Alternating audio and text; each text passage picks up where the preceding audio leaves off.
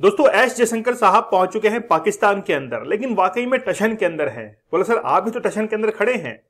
इससे बड़ा टशन आज एस जयशंकर साहब का है, क्योंकि उन्होंने जैसे ही पाकिस्तान के अंदर पहुंचे तो उन्होंने कहा अब नजरिया बदलने की जरूरत है। और ये मैं नहीं कह रहा हूं, खुद वो कह रहे हैं। जैसे ही वो पाकिस्तान के अंदर पहुंचते हैं उसके बाद में अपना चश्मा उतार कर दूसरा चश्मा पहन लेते हैं, क्योंकि पहले वो बहुत ट्रांसपेरेंट देख रहे थे, अब उनको नजरिया बदलने की जरूरत है।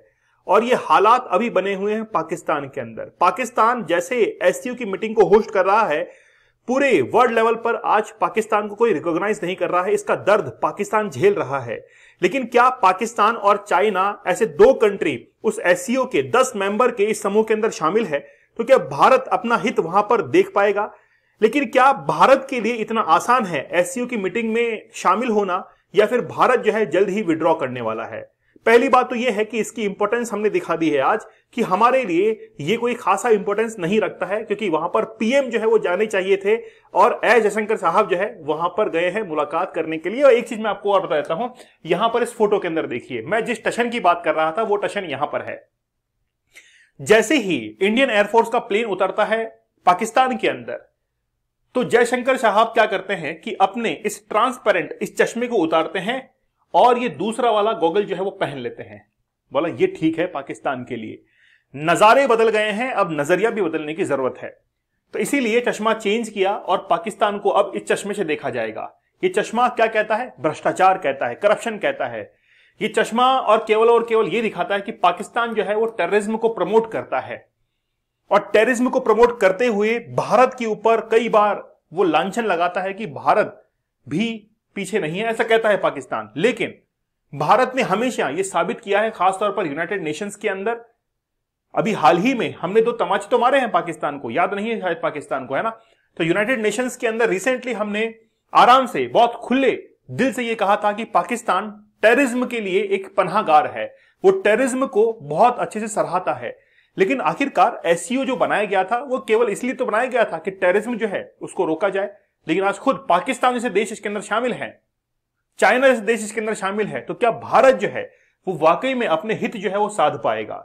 इसके बारे में हम लोग डिस्कस करेंगे और साथ में ये भी देखेंगे कि आखिरकार चाइना और पाकिस्तान इसको अटेंड कर रहे हैं, लेकिन भारत के लिए क्या वहां पर संभावना है, इसको हम लोग बड़े अच्छे से एक्सप्लेन करने वाले हैं।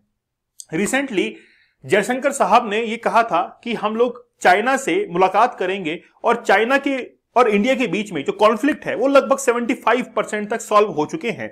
बस अगर कोई मामला बचा है तो वो इंटरनेशनल बॉर्डर के ऊपर डी एस्केलेट का मामला बचा हुआ है, कि वहां से अपनी सेनाएं जो है हटानी है, और 75% जो है वो डिसएंगेजमेंट भी वहां से हो चुका है।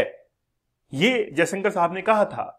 लेकिन क्या वाकई में गलवान वैली का जो इंसिडेंट है वो क्या हम लोग भूल पाएंगे? नहीं भूल पाएंगे। डोकलाम के अंदर जो हुआ था अरुणाचल प्रदेश के अंदर, वो क्या हम लोग भूल पाएंगे? नहीं भूल पाएंगे। क्या हम लोग कारगिल वॉर भूल सकते हैं? नहीं भूल सकते। जैसे तमाम यादें जो हैं वो आज हमारे पास में हैं, जिसको चाहें तो भी हम लोग नहीं भुला सकते हैं। इसीलिए हमारे लिए ये जो गलवान वैली का इंसिडेंट है वो हमारे लिए एक बहुत ही ज्यादा दर्दनायक, दर्द भरा था, ठीक है, और हम लोग कभी भी इसको भुला नहीं सकते हैं। और यही रीजन है कि हमारे लिए एससीओ जो है वो ज्यादा इंपॉर्टेंस नहीं रखता है, और नहीं भी रखना चाहिए, क्योंकि हम लोग ब्रिक्स को ज्यादा महत्व देते हैं कंपेयर टू एससीओ के। अजीत डोवाल साहब पहुंचे थे रशिया के अंदर। रिसेंटली आप लोगों को पता होगा कि मॉस्को के अंदर गए थे, और वहां पर कई बातचीत के दौर रशिया के अंदर हुए थे अजीत डोवाल के साथ में, और इन्होंने साफ तौर पर जाहिर कर दिया था कि भारत हमेशा उस देश के साथ में रहेगा जो कि मानव अधिकारों की सुरक्षा करता है, रक्षा करता है। अगर आज आप यूक्रेन के ऊपर इन्वेड करते हो और वहां पर ह्यूमैनिटेरियन कोई भी किसी भी तरीके का नुकसान होता है, तो हम आपकी तरफ नहीं रहेंगे, हम यूक्रेन की तरफ चले जाएंगे, और यूक्रेन अगर ऐसा करता है तो हम यूक्रेन की तरफ नहीं रहेंगे। ठीक है, यही बात चाइना ने कही थी इंडिया ने, कि अगर ताइवान के ऊपर इन्वेड करते हैं और वहां पर कोई नुकसान होता है, आप फाइटर प्लेन्स लेकर वहां पर पहुंचते हैं और वहां पर ताइवान का नुकसान होता है, तो हम जो है कभी भी समर्थन करने नहीं वाले हैं। तो भारत जो है उसका स्टैंड क्लियर हो चुका है, खासतौर पर इन कुछ सालों के अंदर। 100 डेज का हार्ड चैलेंज है कि अगर आप लोग पोर्नोग्राफी को देखते हैं तो मेरा आप लोगों से रिक्वेस्ट है कि आप लोग इससे बाहर निकल जाइए, क्योंकि आपका सबकॉन्शियस माइंड इससे डिस्टर्ब होता है, आपके दिमाग के अंदर इनोवेटिव आइडियाज नहीं आते हैं। इसलिए मैं चाहता हूं कि आप लोग इससे बाहर निकलिए, और अगर आप लोग कोशिश कर चुके हैं फिर भी बाहर नहीं निकल रहे हैं तो एक मौका हमको दीजिए। हम आपको एडवांस टेक्निक समझाएंगे और इसे बाहर निकालेंगे, ताकि आपके कॉन्फिडेंस के अंदर, आपके कंसंट्रेशन के अंदर, फोकस के अंदर इंप्रूवमेंट हो। आप लोग चाहें तो 175 डेज का हार्ड चैलेंज, 175 दिन का हार्ड चैलेंज ले सकते हैं। जीके जीएस का बैच चल रहा है, अभी हम लोग ज्योग्राफी को कर रहे हैं, आप लोग जरूर ज्वाइन कीजिए। हिस्ट्री, पॉलिटी, ज्योग्राफी, इकोनॉमी और साइंस आपको डेली पढ़ाई जा रही है। हर डायमेंशन में हम लोग क्वेश्चंस को कवर कर रहे हैं। चलिए बात करते हैं हम लोग किसके बारे में। देखिए, मेरा एक कंसर्न हमेशा से रहा है, और वो कंसर्न ये है कि जब भी आप लोग गूगल के ऊपर इंडिया के इस मैप को ढूंढोगे, देखोगे, तो वहां पर इंडिया के मैप को हमेशा खराब करके बताया जाता है। अब हमेशा एजुकेटर्स के ऊपर बात आती है कि सर आपने ठीक ढंग से नहीं लिया। अरे यार देखिए क्या है, बेसिकली बात क्या है, इंडिया के अंदर जब मैप ऐसे ही शो हो रहे हैं तो हमारी मजबूरी होती है, इसलिए हमको इसको वापस से रीड्रॉ जो है वो करना पड़ता है, पहली बात। दूसरी बात, वाकई में गवर्नमेंट को एक स्टैंड लेना चाहिए कि इंडिया के अंदर जितनी भी वेबसाइट को एक्सेस किया जा रहा है, जितनी इमेजेस हैं जहां पर इंडिया के मैप को गलत दिखाया गया है, उन मैप्स के अंदर सुधार किया जाए या फिर उनको वहां से हटा दिया जाए। खैर आते हैं टॉपिक के ऊपर। देखिए, China, Kazakhstan, Kyrgyzstan, Russia, Tajikistan, Uzbekistan, India और पाकिस्तान, 10 जो है इसके मेंबरिंग स्टेट्स हैं। पहले शंघाई 5 के तौर पर ही इसको एस्टैब्लिश किया गया था 2001 के अंदर, लेकिन अब इसके अंदर टोटल 10 मेंबर हो चुके हैं। इंडिया और पाकिस्तान 2017 के अंदर इसके मेंबर बने थे। उसके बाद में यहां से 2 निकाल लीजिए, एक तो बेलारूस है और ईरान है, जो कि ऑब्जर्वर स्टेट्स थे, इनको भी इसके अंदर शामिल कर दिया गया है। टोटल 10 की काउंटिंग आप लोग यहां पर देख सकते हैं। उसके बाद में डायलॉग पार्टनर्स हैं Armenia, Nepal, Sri Lanka, Turkey, Cambodia. Guest जो है अटेंडेंस भी है एशियन कंट्रीज की है, तुर्कमेनिस्तान की है, CIS है, यूनाइटेड नेशन भी एक तरीके से गेस्ट मेंबर के तौर पर यहां पर शामिल होता है। ठीक है, अगर हम लोग पहले देखें कि first, why is the SCO important for India, क्या वाकई में SCO जो है इंडिया के लिए इंपॉर्टेंट है, तो हम लोग कहेंगे हां, कुछ हद तक SCO के अंदर जो देश शामिल हैं वो हमारे लिए इंपॉर्टेंट है। जैसे India has very important interest in this region, इस रीजन के अंदर हमारा इंटरेस्ट क्या है, खासतौर पर सिक्योरिटी को लेकर, खासतौर पर एनर्जी को लेकर और कनेक्टिविटी को लेकर हमको इसकी नीड पड़ती है इन देशों की, है ना। तुर्कमेनिस्तान है, तजाकिस्तान है, कजाकिस्तान है, इनकी जरूरत पड़ती है ट्रेड और इन्वेस्टमेंट करने के लिए। हम लोग आज इनकी रिक्वायरमेंट को देखते हैं। India imports 85% of its energy requirements and Turkmenistan has the world 4th largest reserve natural gas. तो नेचुरल गैस जो है हमको इंपोर्ट करनी पड़ती है। और तजाकिस्तान जो है या तुर्कमेनिस्तान की हम लोग बात करें तो तुर्कमेनिस्तान जो विश्व का 4th लार्जेस्ट रिजर्व रखता है नेचुरल गैस के अंदर, तो हम लोग इंपोर्ट करते हैं इन देशों से। तो वहां से हमारे जो इकोनॉमिक जितने भी इंटरेस्ट है वो फुलफिल होते हैं, तो हमको तो रिलेशन मेंटेन करने ही है। फिर Kazakhstan is the world largest producer of uranium ore. Uranium को हमको एनरिच करना पड़ता है। आप लोग को पता है जैसे यूरेनियम है, हमको न्यूक्लियर वेपन्स की जरूरत पड़ती है और न्यूक्लियर वेपन के अंदर हमको यूरेनियम को एनरिच करना पड़ता है। इसलिए हमको यूरेनियम के लिए और जो मतलब जो रॉ मटेरियल होता है वो हमको कजाकिस्तान से लेना होता है। इसीलिए हम लोग क्या करते हैं, वहां से इंपोर्ट करते हैं। कजाकिस्तान एशिया का सबसे बड़ा लैंडलॉक कंट्री है, ध्यान रखिएगा। India also holds military exercise. ये तमाम देश जो है, कजाकिस्तान है, उज्बेकिस्तान है, किर्गिस्तान है ना, इनके साथ में हम लोग क्या करते हैं, मिलिट्री एक्सरसाइज जो है उसको भी होल्ड करते हैं। तो डिफेंस के पर्सपेक्टिव से भी हमारे लिए इंपॉर्टेंस रखते हैं। लेकिन कहीं ना कहीं हमको खटकता है चाइना और Pakistan. What can India hope to gain from SCO? आखिरकार भारत इंडिया से SCO से क्या प्राप्त कर सकता है given the China and Pakistan are its member? तो पहली बात तो यह है, पाकिस्तान अगर यह समझता है कि हम लोग अगर पाकिस्तान पहुंच गए हैं तो भारत और पाकिस्तान के रिलेशंस अच्छे हो जाएंगे, नहीं होंगे। वो चाहे कितना भी कोशिश कर ले, हम अब शांत बैठने वाले नहीं हैं।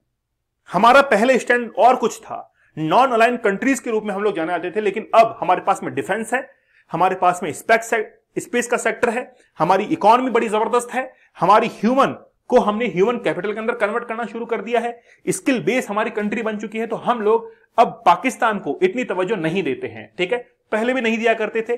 चाइना बेसिकली इसके अंदर SCO में शामिल है, लेकिन चाइना पहले खुद की गिरेबान में झांक कर देखे। चाइना और ताइवान के बीच में जो कॉन्फ्लिक्ट चल रहा है वहां पर देखिए, तो we need to be there simply because China is there. China वहां पर है। The central Asia region is important for India. Central Asia का रीजन इंडिया के लिए बहुत इंपॉर्टेंट है। And if there a forum where China is actively engaging with them, अगर China बहुत एक्टिवली SCO के साथ में एंगेज हो रहा है तो भारत को भी जरूरत है, भारत जो है उसमें बढ़ चढ़कर हिस्सा ले और चाइना की जो इंपॉर्टेंस बनी हुई है, इंपॉर्टेंस को इंडिया जो है उस इंपॉर्टेंस को इंडिया भी बनाए, रादर देन विड्रॉ इटसेल्फ। या फिर वाकई में क्या करे, इंडिया वहां से विड्रॉ कर लेना चाहिए। देखिए इंडिया के पास में या तो ये मौका है कि चाइना से ऊपर अपने आप को वहां पर लेकर जाए, या फिर अगर विड्रॉ करता है तो कोई खासा फर्क इंडिया के ऊपर पड़ने वाला नहीं है। India is part of SCO, India जो है एससीओ का पार्ट है, regional anti terrorist structure which is important और सिक्योरिटी कैलकुलस। एससीओ की स्थापना, एस्टेब्लिशमेंट इसलिए किया गया था ताकि टेररिज्म जो है उसको हम लोग रोक सके, उस पर लगाम लगा सके। अगर चोर को इस बात की जिम्मेदारी दे दी जाए कि चोरी नहीं होनी चाहिए, तो हम लोग एक बात तो कंसर्न यहां पर रखेंगे कि या तो चोरी जबरदस्त होगी, क्योंकि वो चोर जो है वो सरताज है चोरी करने वालों का। अगर उसको सुरक्षा की जिम्मेदारी दे दी, जैसे पाकिस्तान को हमने इसके अंदर शामिल कर रखा है, पाकिस्तान खुद टेररिज्म का पनाहगार है और उसको ही शामिल कर रखा है, तो या तो टेररिज्म पीक पर चला जाएगा या खत्म हो जाएगा, सीधी सीधी बात है। तो पाकिस्तान खत्म करने वाला तो नहीं है, वो इसको पीक पर जरूर ले जाएगा। ठीक है, Pakistan has recently seen terrorist attack on Chinese nationals. Chinese जो नेशनल्स थे उनके ऊपर अटैक हो रहे हैं पाकिस्तान के अंदर, लेकिन चाइना कुछ भी नहीं कहता है, पाकिस्तान को कोई कंडेम नहीं करता है। इसके साथ में ही is there issue the terrorism likely to feature in a big way to discussion. तो जयशंकर जो है उनसे ये क्वेश्चन पूछा गया कि भाई ये बताइए कि चाइना के जो लोग हैं उनके ऊपर अटैक होता है पाकिस्तान के अंदर, तो फिर इसका क्या कंसर्न है आखिरकार। तो इन्होंने पाकिस्तान के ऊपर टाल दिया कि यार बेसिकली वो उनकी सिक्योरिटी का पर्पस है कि वो उनकी सिक्योरिटी नहीं कर पा रहे, तो पाकिस्तान का ही इसके लिए ड्रॉबैक है। इस बात को चाइना को समझना चाहिए। Prime minister Narendra Modi had coined and, देखिए एक एक्रोनिम जो है वो पीएम ने दिया था, पीएम मोदी ने दिया था कि बेसिकली एससीओ को इस चीज को अप्रोच करना चाहिए, सिक्योर को, और सिक्योर को बड़ा खुल के इन्होंने बताया कि एस जो है वो स्टैंड करता है सिक्योरिटी को लेकर, ई स्टैंड करता है इकोनॉमिक डेवलपमेंट को लेकर, सी स्टैंड करता है कनेक्टिविटी को लेकर, यू करता है यूनिटी को लेकर, R for respect for territorial integrity. ये बहुत इंपॉर्टेंट है इंडिया के लिए। चाइना इंटरनेशनल बॉर्डर के ऊपर मैकमोहन जो लाइन है वहां पर कई विलेजेस को एस्टेब्लिश कर रहा है, तो भारत इस चीज को यहां पर आइडेंटिफाई कर रहा है कि भाई सिक्योर, एक एक्रोनिम आप लोग अपना लीजिए, ये आपका टारगेट होना चाहिए एससीओ की मीटिंग के अंदर, कि basically R for respect for territorial region. उसको हमको क्या करना पड़ेगा, रेस्पेक्ट देना पड़ेगा। सॉवरेनिटी जो है उसको भी रखना पड़ेगा। आप लोगों को पता है कि China Pakistan economic corridors CPEC, वो भी इंडिया की सॉवरेनिटी जो है उसको कहीं ना कहीं तोड़ रहा है, खत्म कर रहा है। And the second E for environmental protection. तो हर तरफ से, हर डायमेंशन के अंदर ये एक्रोनिम जो है वो पीएम मोदी के द्वारा दिया गया है कि एससीओ का बेसिकली यही जो है वो टारगेट होना चाहिए। 2017 के अंदर डोकलाम कन्फ्रंटेशन हुआ था इंडिया और चाइना के बीच में, ठीक है, उसको लेकर अब तक जो है वो मामला नहीं सुलझा है। उसके बाद में गलवान इंसिडेंट हुआ था। तो बेसिकली चाइना, पाकिस्तान जैसे कंट्री अगर एससीओ के अंदर हैं, तो फिर मुझे ऐसा लगता है कि ये जो ऑर्गेनाइजेशन है ये बहुत आगे तक नहीं जा पाएगा। कहीं ना कहीं ये अपनी छवि जो है वो धीरे धीरे इसकी धूमिल होती जाएगी, खत्म होता चला जाएगा। ठीक है, defence minister Rajnath Singh meet the Chinese counterpart, वहां के काउंटरपार्ट से मिले थे। कब? एससीओ की मीटिंग के अंदर, मॉस्को के अंदर। India is a member of both SCO and quad. देखिए ये क्वाड जो है इससे चाइना बड़ा परेशान है। चाइना कहता है कि क्वाड नहीं है, ये तो एक एशियन नाटो है। क्वाड को वो एक मिलिट्री, एक ग्रुपिंग की तरफ देखता है, क्योंकि इसके अंदर जापान, इसके अंदर ऑस्ट्रेलिया, इसमें इंडिया, यूएसए शामिल है। और क्वाड के कई जो मिलिट्री एक्सरसाइज हैं वो होती है साउथ चाइना सी के अंदर, पैसिफिक ओशियन के अंदर, इंडियन ओशियन के अंदर। तो फिर चाइना ये कहता है कि भाई ये तो बेसिकली मुझे ही काउंटर करने के लिए बनाया गया है। और भारत जो है वो एससीओ का मेंबर भी है और क्वाड का मेंबर ही है। चाइना इससे बड़ा परेशान है। बोला यार भारत चाहता क्या है समझ में नहीं आता है। एक तरफ ये शांति की बात करता है, दूसरी तरफ डरा रहा है हमको। तो भारत का जो माइंड सेट है वो चाइना के अब समझ से बाहर हो चुका है। तो भारत जो है वो एससीओ और क्वाड का दोनों का मेंबर है और क्वाड को एंटी चाइना ग्रुप जो है वो माना जाता है। How important is it for India to manage is its relationship with both Asian and western partners. तो बेसिकली इसको बैलेंस करने के लिए भारत के पास में क्या चैलेंजेस हैं। तो भारत जो है वो क्वाड को ज्यादा इंपॉर्टेंस देगा कंपेयर टू एससीओ के। ये भारत के लिए तो ऑलरेडी जो है वो वेल नॉन एक चीज है। तो रिसेंटली जयशंकर साहब जो है वो पहुंच चुके हैं पाकिस्तान के अंदर। अब देखना ये होगा कि आखिरकार अब क्या क्या उनके स्टेटमेंट जो है वो सामने निकल कर आते हैं। जिस समय मैं सेशन को ले रहा हूं उसके बाद में ही कुछ स्टेटमेंट जो है आना शुरू हो जाएंगे, अभी भी आ रहे हैं, लेकिन उनको देखकर ऐसा लग रहा है कि भारत के लिए एससीओ की जो इंपॉर्टेंस है वो अब धीरे धीरे खत्म होती जा रही है। आगे कोई अपडेट होगी तो मैं आप लोगों को और बताऊंगा।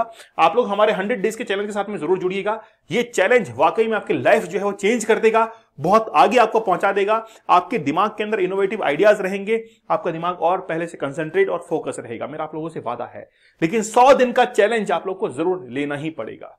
चलिए मिलते हैं आप लोगों से अगले सेशन में, तब तक धन्यवाद, थैंक यू, जय हिंद।